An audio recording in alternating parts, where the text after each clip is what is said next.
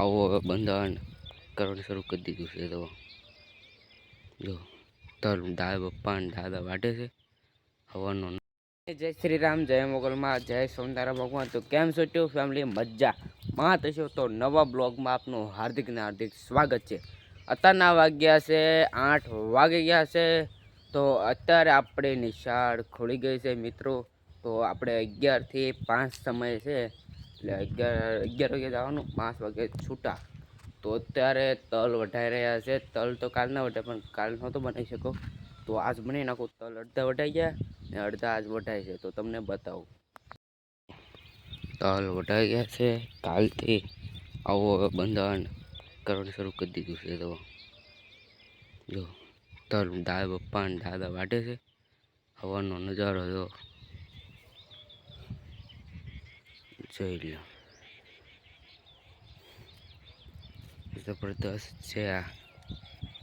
જોઈ લો તલ સારા થાય છે, મોટા મોટા છે. જો ફાલ સારો થયો છે તલનો. જો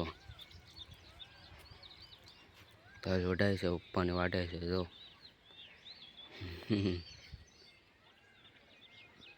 આપણે નિશાળે લઈ આવી ગયા છે, 5 વાગે આવી ગયા હતા. તો હવે તલ આપણા બધા વઢાઈ ગયા છે. અને ઓલી વઢાઈ ગઈ છે, શું કહેવાય એ કંઈક વળાઈ ગઈ છે. તો બધા આખા વાડીના તલ ભેગા થઈ ગયા છે. અને ગંજી પણ આવી કંઈક શું કહેવાય કાંઈ ખબર ના આપણને, એ પણ વળાઈ ગઈ છે. તો જબરદસ્ત. આપણે હતા તારે વલપા તલ વાટતા હતા, એ તારે બધું વળાઈ ગયું છે. જો તલ કેટલા બધા ખરી ગયેલા છે. તો જો બધા તલ ખરી ગયેલા છે. શેનો બાકી તલ એટલે તલ કહેવાય.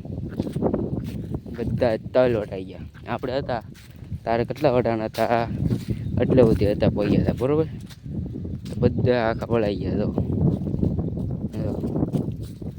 બધા તલ એક એક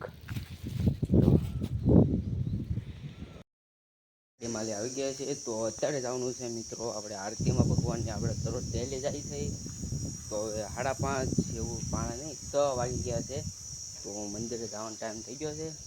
તો જવા આવો નજારો છે. ખલ લઈ લીધું છે. અને આંબો પણ આપણો મસ્ત જોરદાર ઓલું ખરે છે, કોળ આવે છે. જો અને આંબાની બધી કેરીઓ મિત્રો નથી રહ્યો.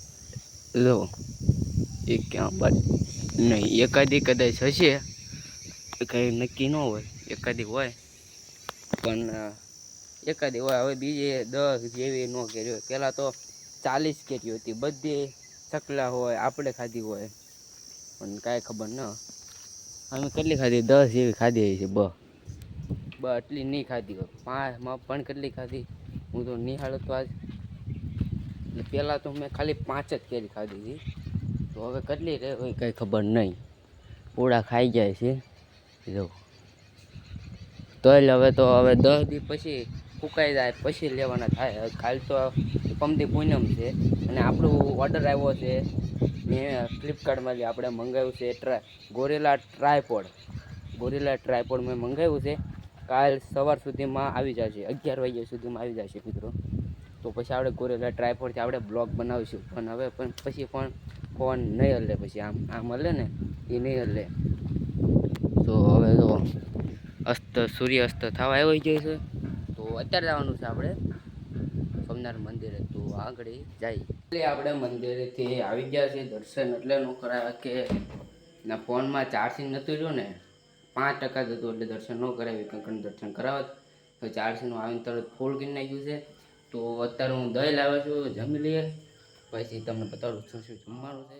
શાક છે, આ દહીં છે, અને આ રોટલી. જાઓ તો હાલો બધા જમવા. એટલે આપણે જમી લીધું છે. જમવાની મજા આવી જાય છે. તો આજનો વિડીયો તમને પસંદ આવે તો લાઈક કરજો, શેર કરજો અને સબસ્ક્રાઈબ કરવાનું ભૂલતા નહીં. મળે ડેસ બ્લોગમાં. તો એટલે બાય. તો બધાને જય શ્રી રામ, જય સોમનાથ, બાય.